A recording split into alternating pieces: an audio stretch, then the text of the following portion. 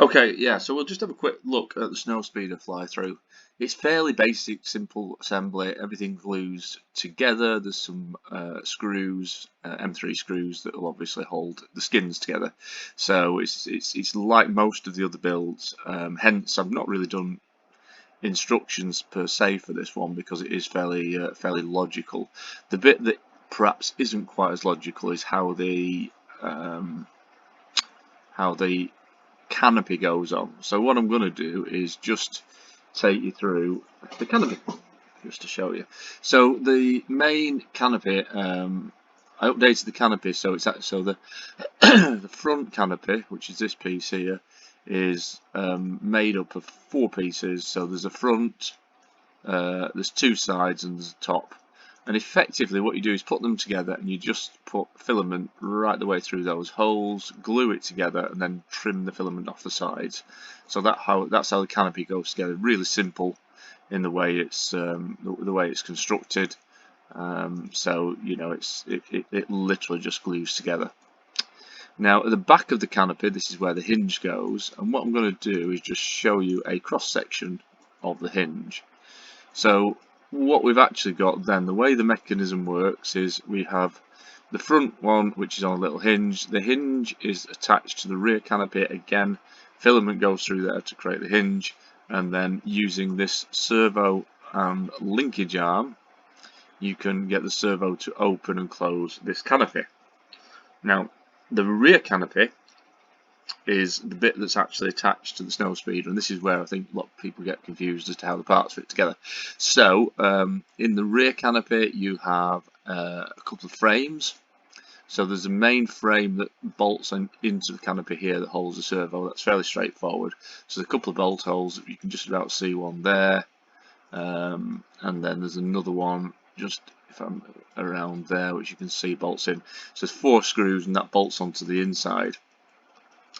Before you do that, you can bolt this other piece, which is a rear bracket, and the rear bracket actually just slots into that hole there, so it stops it moving from side to side.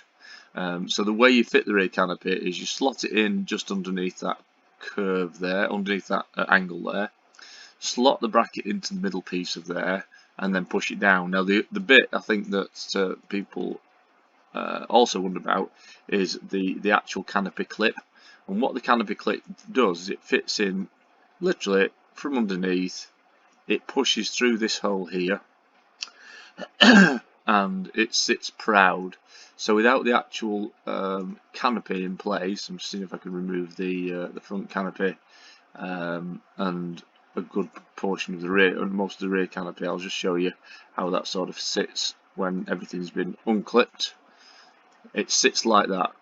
So it slots. So you put the cockpit in first, then you drop this in, push it in, and it pushes round, and it literally just sits proud there behind the driver's seat.